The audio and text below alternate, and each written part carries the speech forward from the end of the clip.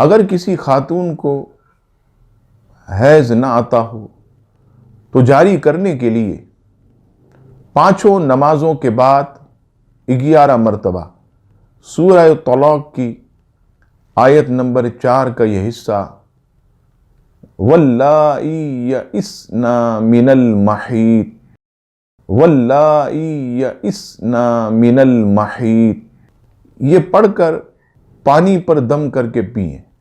یہ عمل روزانہ 11 مرتبہ پڑھ کر پانی پر دم کریں، 21 دن تک یہ عمل کریں تو انشاءاللہ حیض جو ہے وہ جاری ہو جائے گا۔